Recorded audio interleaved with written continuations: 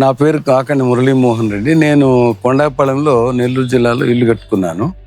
ఆ ఇల్లు కట్టేటప్పుడు సోలార్ సిస్టమ్ కూడా ఇంటికి పెట్టుకోవాలనే ఆలోచనతో పవర్ రాష్ట్ర ఎండి శ్రీకాంత్ గారితో మాట్లాడడం జరిగింది. వారు మాకు కావాల్సినటువంటి పవర్ లోడ్ని లెక్కేసి 10 kV పెట్టుకుంటే మంచిదని సలహా ఇచ్చారు.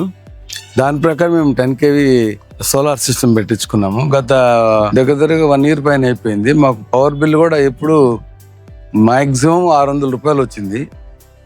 ఎందుకంటే మాకు కన్జంప్షన్ ఉన్నా కూడా ఈ సోలార్ సిస్టమ్ వల్ల చాలా పవర్ జనరేట్ అవుతూ సర్ప్లస్ కూడా వస్తుంది ఒక్కోసారి. దానికి గవర్నమెంట్ వారి నుంచి డబ్బులు ఇస్తామని కూడా అన్నారు. ఇప్పుడు ఏంటంటే ఇప్పుడు మనము ప్రజలకి ఎంతసేపటికి మనం గవర్నమెంట్ ఏం చేస్తుంది అంటారు, కానీ మన సైడ్ నుంచి కూడా ఏదన్నా ఏం చేస్తున్నాం అని ఆలోచించి మనం ఎన్విరాన్మెంటల్ మనం పొల్యూషన్ కంట్రోల్ చేయడానికి మన సైడ్ నుంచి ఎంతో కొంత చేయాలనే ఉద్దేశంతోనే ఈ సోలార్ సిస్టమ్ పవర్ సిస్టమ్ని ఎన్నుకోవడం జరిగింది.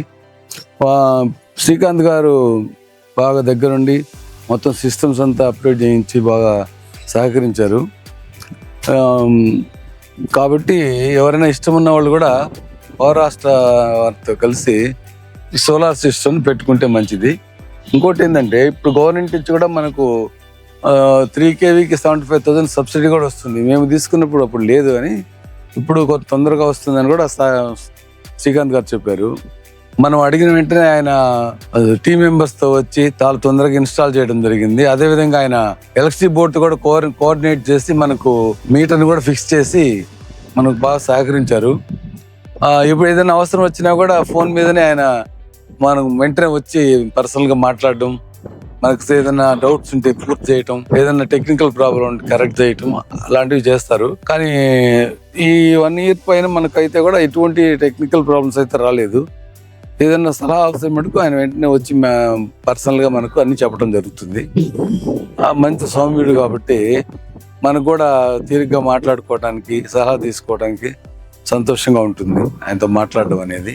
ఇప్పుడు సహకారంగా ఈ ఎన్విరాన్మెంట్కి సహకరించే విధంగా ఇటువంటి పవర్ సిస్టమ్ పెట్టుకోవాలని, సోలార్ పవర్ సిస్టమ్ పెట్టుకోవాలని కోరుకుంటున్నాను.